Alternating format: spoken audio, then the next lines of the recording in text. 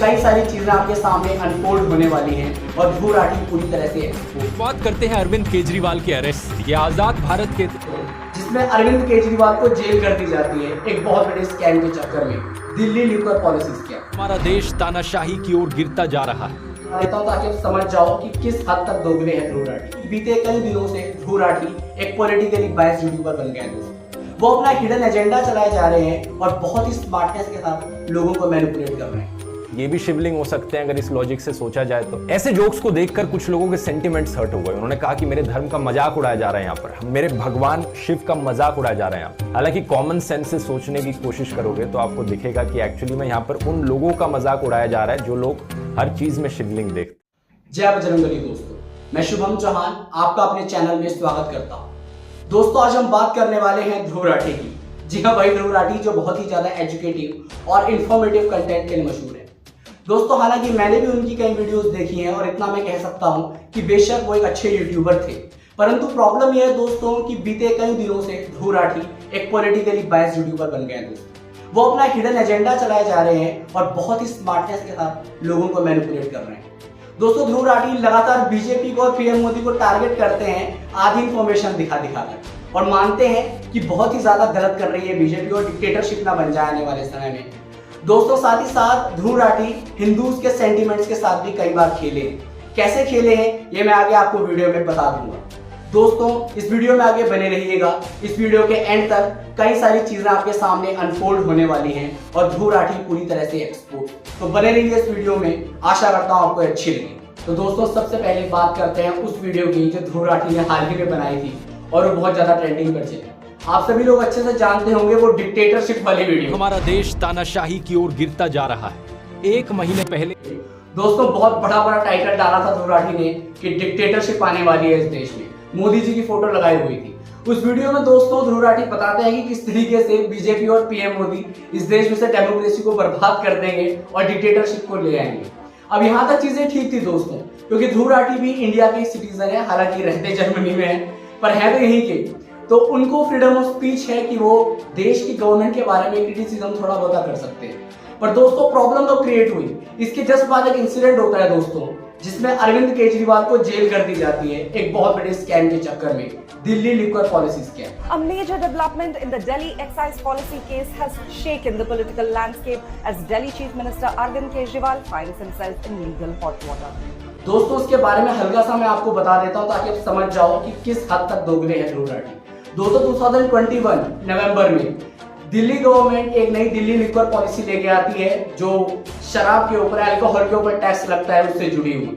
यहाँ पर दिल्ली गवर्नमेंट कहती है कि 5000 से बढ़कर सीधा 8000 हो जाएगा रेवेन्यू शराब का।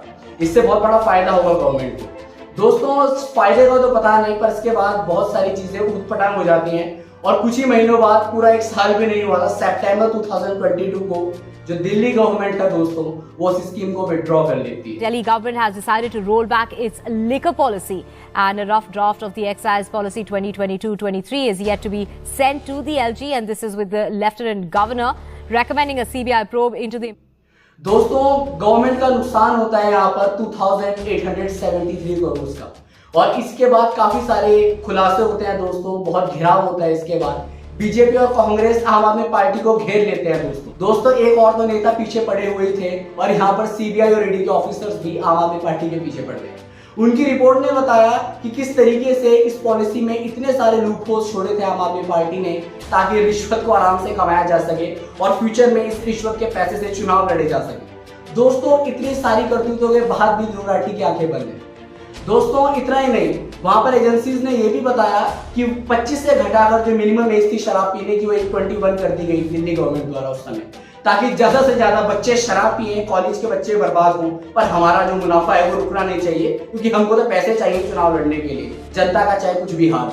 दोस्तों इतना ही नहीं, यहाँ पर एक और बात मैं आपको बताना चाहता हूँ, आप समझ जाएंगे इस बात से कि कितना गिर गई थी दिल्ली सरकार पैसे कमाने के लिए। दोस्तों गुरुद्वारे के बाहर शराब का ठेका खोला गया। दोस्तों गर्ल्स स्कूल के बाहर भी शराब का ठेका खोला गया। यहाँ पर एक सर्वोदय कन्या विद्यालय करके एक स्कूल है दिल्ली में, उसके पास शराब का ठेका खोला जाता है। कैसे? क्योंकि ये ठेकेदार ज्यादा पैसे दे देते हैं वहां पर दिल्ली सरकार को, इसलिए उनको परमिशन मिल जाती है। वो तो उसके बाद स्थानीय लोग जो कंप्लेन करते हैं दिल्ली हाई कोर्ट में, तो दिल्ली हाई कोर्ट इन ठेकों को बंद करता है और दिल्ली सरकार को फटकार लगाता है कि how are you allowing this people to do this kind of activities near such places. पर दोस्तों इन सब के बाद भी, इतनी खराब हरकतों के बाद भी आम आदमी पार्टी की ध्रुव राठी जी एक भी वीडियो नहीं डालते इस टॉपिक पे। दोस्तों वहां पूरा देश वीडियो बना रहा था दिल्ली लिक्वर स्कैम के ऊपर। बहुत सारे सेंसिबल यूट्यूबर्स जैसे कि नीतीश राजपूत, उन्होंने भी एक वीडियो बनाई थी, पूरी 46 मिनट की वीडियो। दोस्तों देखिएगा जरूर जाकर, अच्छे से एक्सपोज किया है इसमें उन्होंने इस जुमले को जो आम आदमी पार्टी का था।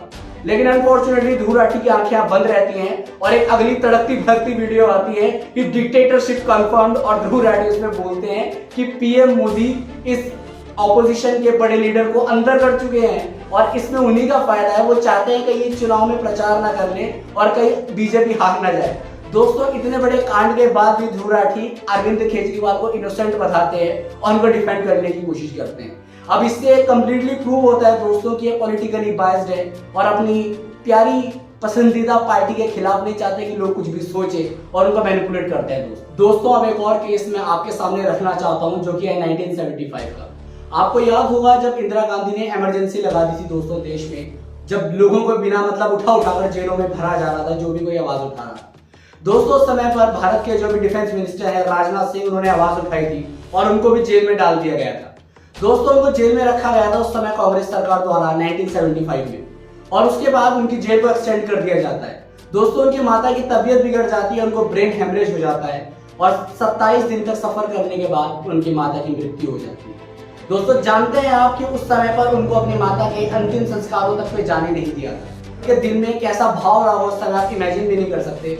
उनको अंतिम संस्कारों के लिए भी नहीं भेजा गया था पुलिस द्वारा, क्योंकि सरकारी आदेश थे, और उन्होंने वहीं जेल में अपना मुंडन करवाया और वहीं शांति से बैठे रहे और दुख मनाते रहे। दोस्तों अब इसके बाद मैं वीडियो को भी खैर ऐड करने वाला हूं उनकी, जिसमें In an interview, Rajnath Singh said that he could not even attend his mother's last rites after she died due to brain hemorrhage because he was denied parole at the time. Brain haemorrhage हो गया था तो 27 दिन hospital में रही, death हो गई, लेकिन मैं आ नहीं सका उसमें, मेरी रिहाई नहीं हुई, मुझे पेरोल भी नहीं दिया गया, पेरोल नहीं दिया गया। मैंने अपना बाल वगैरह जो भी सिर का बनवाना था सब जेल में ही बनवाया था। वो लोग हम लोगों के ऊपर तानाशाही का आरोप लगाते हैं। दोस्तों आपने वीडियो तो देख ही ली होगी, तो इसे देखने के बाद आपको क्या लगता है डिक्टेटरशिप थी कि नहीं थी कांग्रेस की? और अभी हमारे प्यारे केजरीवाल जी को 20 दिन की पेरोल लीव दे दी गई है सरकार द्वारा और वो वहां से निकलते ही अपने भाषण देने चालू कर चुके इलेक्शन में, और इसको ध्रुव राठी जी की नजरों में डिक्टेटरशिप बताया जाता है। तो इस पर मैं कुछ नहीं कहूंगा दोस्तों। अब आशा करता हूँ आपको समझ में आ चुका होगा कि ध्रुव राठी कितने पॉलिटिकली बायस्ड है। दोस्तों आप ये सोच रहे होंगे कि इसने ये तो साबित कर दिया है कि ध्रुव राठी पॉलिटिकली बायस्ड है और अननेसेसरीली बीजेपी को टारगेट करता है, पर इसने ये नहीं बताया कि इसने हिंदू रिलीजन्स को कब ऑफेंड किया। तो दोस्तों मैं आपको बताना चाहता हूँ, कुछ समय पहले अगर आपको याद हो तो वाराणसी कोर्ट ने ऑर्डर दिया था 2022 में, जिसमें वाराणसी कोर्ट ने कहा था एक विजुअल सर्वे किया जाए दूर से और पता लगाने की कोशिश की जाए ज्ञानवापी मस्जिद में क्या वाकई में कुछ हिंदू गॉड से रिलेटेड चीजें हैं। दोस्तों वहां पर शिवलिंग मिलता है, शिवलिंग की फोटोज लीक होती हैं, और अब वो शिवलिंग है या नहीं वो तो खैर कंट्रोवर्सी का हिस्सा है, लेकिन वो जो स्ट्रक्चर था वो शिव जी के प्रतीक शिवलिंग जैसा कुछ था, और उसके बाद हिंदुओं ने लिख दिया कि हाँ ये शिवलिंग है, इससे ज्यादा कुछ नहीं कहा।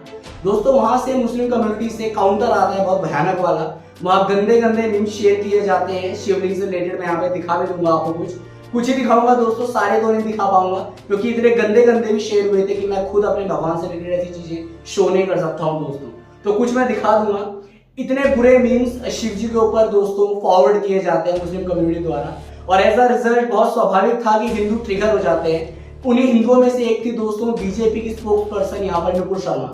दोस्तों नुपुर शर्मा आवाज उठाती है और वो 2-3 मीडिया हाउसेज में जाकर बोल देती है, हालांकि उनके कमेंट्स बहुत ज्यादा हो जाते हैं और वो पर्सनल अटैक माने जाते हैं मुस्लिम कम्युनिटी पर। काफी सारे देश जहां पर इस्लाम है वो रिएक्ट करते हैं और एग्रेसिवली रिएक्ट करते हैं। तो दोस्तों यहाँ मैं इतना ही कहूंगा कि नुपुर शर्मा की भी थोड़ी सी गलती थी, उनका इंटेंशन उतना ज्यादा नहीं था किसी को हर्ट करने का, वो कुछ बातें गलत बोल गई जिससे कि वो फंस गई। लेकिन दोस्तों उससे पहले जो घटना घटी थी वो भी बहुत ज्यादा खतरनाक थी। नुपुर शर्मा की गलती थी ये हम मानते हैं, लेकिन उससे पहले जो मुस्लिम अटैक हुआ था हमारे शिव जी के ऊपर, उनके प्रतीक शिवलिंग के ऊपर बहुत बुरी तरह से जो अटैक हुआ था उसकी कोई बात नहीं करता।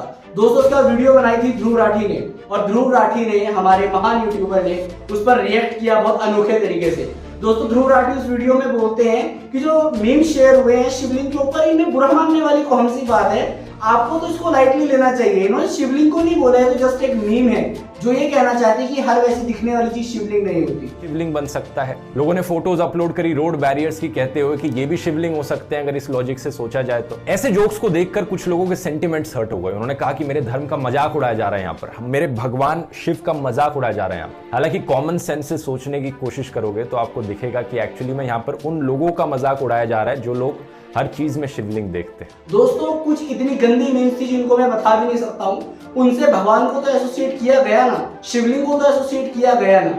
अगर ऐसा ही था तो नॉर्मल भाषा में लिख सकते थे कि हिंदुओं इतने ट्रिगर मत हो, जरूरी नहीं है ये दिखने शिवलिंग जैसा स्ट्रक्चर शिवलिंग ही हो, केवल दिखने वाली चीज आप मान नहीं सकते हैं वो असली में शिवलिंग ही है।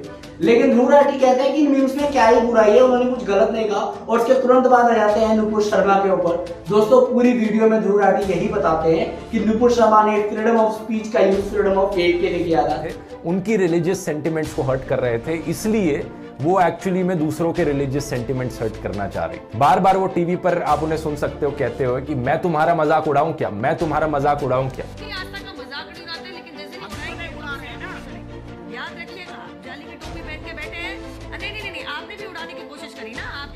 ध्रुव राठी ये भूल गए कि उससे पहले क्या हुआ था हिंदुओं के साथ और क्या कुछ घटा था हमारे खुद के भगवानों के साथ। दोस्तों ध्रुव राठी इस पूरे हिस्से को खा जाते हैं और सिर्फ टारगेट करते हैं हमारे हिंदुइज्म को, मजाक उड़ाते हैं उनसे एक लड़की का जो हिंदू थी। ध्रुव राठी कहते हैं इसको ऐसा नहीं बोलना चाहिए था और इसे कमेंट में गलती थी।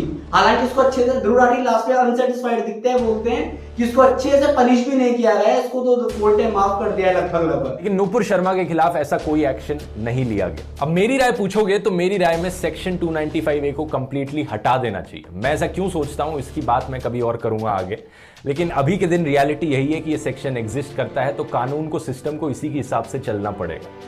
तो दोस्तों मैं आपके ऊपर छोड़ता हूं, खैर बचाव डिसीजन आप जनता जनार्दन है, आप डिसाइड करेंगे ध्रुव राठी बायस्ड है नहीं है, वो रिलीजियसली हमारे सेंटिमेंट्स को हर्ट कर रहा है कि नहीं, वो सब आपका डिसीजन होगा। पर मेरा जो था डिसीजन वो मैंने आपके सामने रख दिया है दोस्तों, और मैं पेश कर चुका हूँ अपनी सभी बातें। और इसी के साथ अब आज्ञा चाहूंगा दोस्तों, शेयर करना, वीडियो को लाइक कर देना, बहुत मेहनत लगी है इस वीडियो को बनाने में। See you soon in my next video, until then bye bye, जय हिंद, वंदे मातरम दोस्तों।